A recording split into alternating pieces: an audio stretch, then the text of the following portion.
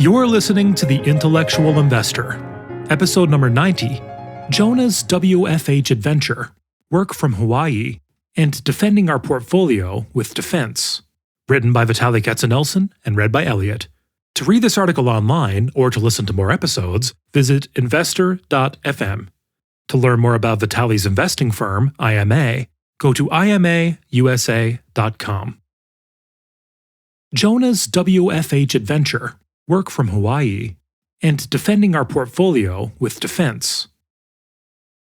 Jonah doing Jonah's thing. My son Jonah's dream since he was 7 years old and I took him to CU Buffs games had been to get accepted to CU Boulder. However, a girl broke his heart in the 11th grade. His grades suffered, and though they improved drastically in his senior year, his GPA was ruined, and CU Boulder did not accept him. He was devastated, but he remained determined. My advice to him was, go to community or whatever college will have you for the first year, and then transfer to CU Boulder. He was upset about it for about 2 weeks, and then he did things the Jonah way. He spent a gap year in Israel, doing internships at Israeli startups and taking classes at American Jewish University. He racked up a perfect GPA. CU Boulder took him with open arms and even gave him an academic scholarship. His childhood dream was finally coming to fruition. Well, kind of. Though CU Boulder announced that the campus would be open for in-person learning, Jonah suspected that this was a promise the university might not be able to keep, and classes could move online. Since Jonah's dream did not involve attending CU Boulder online, he decided to do Jonah's thing again. He had always wanted to visit Hawaii. He watched too much Hawaii 5-0. Now, he and his two best childhood friends are moving to Hawaii for 2 months. CU Boulder will have to wait another semester. They'll rent an apartment in Oahu, which, due to lack of tourists, they can get on the cheap.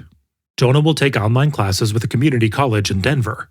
He is a business major and still taking prerequisites, so he does not really care in which fine online school he'll gaze at the online sky while he's taking astronomy.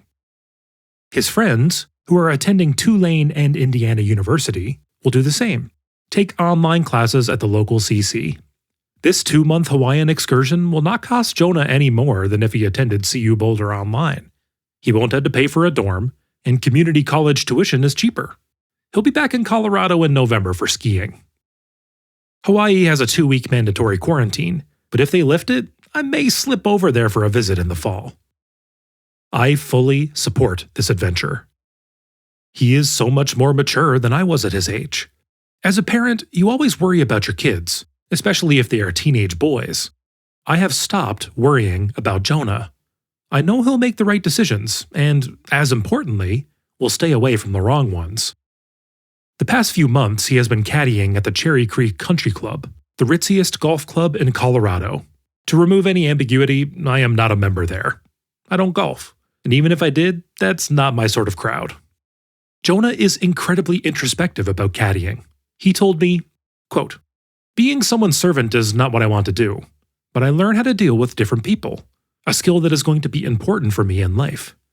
At times I meet interesting people, and quite often I learn how to interact with drunken a-holes. I look forward to every trip around the course because I am curious what kind of people I am going to meet. If I meet an interesting person, I'll learn something good from him. If it's a drunken a-hole, it's going to be a learning experience on how to handle them. Being on the receiving side of this, I have learned how to treat and not treat other people, especially when they are below you in social status." End quote. This is not the thinking of a 19-year-old boy, but a mature individual. Defense stocks. We purchased several American and European defense companies. We like these businesses for several reasons. Their businesses will not be significantly impacted or changed by the coronavirus. The government will maintain military production, and maintenance of submarines, aircraft, and tanks will continue, with or without social distancing. Also, the world is not becoming safer. Nationalistic tensions were on the rise before the virus, but despite the stump speeches by politicians about job losses due to globalization, companies had little incentive to bring manufacturing back to the US. This has changed. The virus exposed the weakness of the global trade and just-in-time inventory systems, which were efficient required less capital and resulted in lower costs, but not resilient, could not handle shocks and interruptions and conflicting geopolitical interests. The US's inability to manufacture something as simple as an N95 mask was a wake-up call that we need to bring our strategic manufacturing back onshore. Onshoring will start with strategic items. However, the definition of strategic will expand. In the past, the defense industry was strategic. The new definition won't apply to just that industry and to masks and active pharmaceutical ingredients, but to other advanced technologies as well. Taiwan Semiconductor, one of the largest semiconductor manufacturers, has announced what would have been unthinkable even 6 months ago. It will build a $12 billion factory in Arizona that will manufacture microprocessors. Tech manufacturing is usually done in clusters, and this means the semiconductor supply chain may partially migrate to the US. We don't want to be party spoilers here, because this is good news for the US, as it will bring jobs back here. But factories like this one will bring fewer jobs than the tens of billions of dollars of investment in them would seem to imply. To be competitive with Asian counterparts, which have a lower cost of living and thus lower labor costs, these factories will need to be incredibly automated, and thus capital, that is machines and robots, will be doing most of the work, not humans. Also, this means China will be pouring billions of dollars into subsidizing their own tech sector. It doesn't want to be reliant on the US any more than we want to rely on them. This is not good news for our tech companies, the likes of Qualcomm and Micron, as the Chinese market will be shut off for them in the future. This is why we reduced our Micron position. The positive side effect of global trade that we rarely think about is that it has created deep interdependencies among trading countries, and thus made the world safer. It forced us to trust each other more. Reversing globalization, in tandem with the US's stepping away from the role of global leader, not a political statement, just a fact, makes the world less safe. Thus, despite governments' budgets being strained by COVID-19, we think defense spending will continue to go higher. That is financed by governments printing money, not just in the US, but in Europe as well. And one more thing, I am not a journalist or reporter. I am an investor who thinks through writing. This and other investment articles are just my thinking at the point they were written. However, investment research is not static. It is fluid. New information comes our way, and we continue to do research, which may lead us to tweak and modify assumptions, and thus change our minds.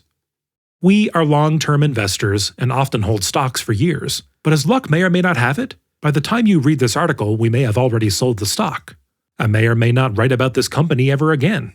Think of this and other articles as learning and thinking frameworks, but they are not investment recommendations. The bottom line is this: if this article piques your interest in the company I've mentioned, great. This should be the beginning, not the end, of your research. Thank you for listening. This and other investment articles by Vitaliy are based on value investing principles that were first brought down from the mountain by Benjamin Graham and later were popularized by Warren Buffett. To learn more about these principles, visit investor.fm and listen to the first episode of this podcast, titled The 6 Commandments of Value Investing. To learn more about how Vitaliy's investment firm uses these principles to create low-risk, long-term oriented portfolios, visit imausa.com. Enjoy life and prosper.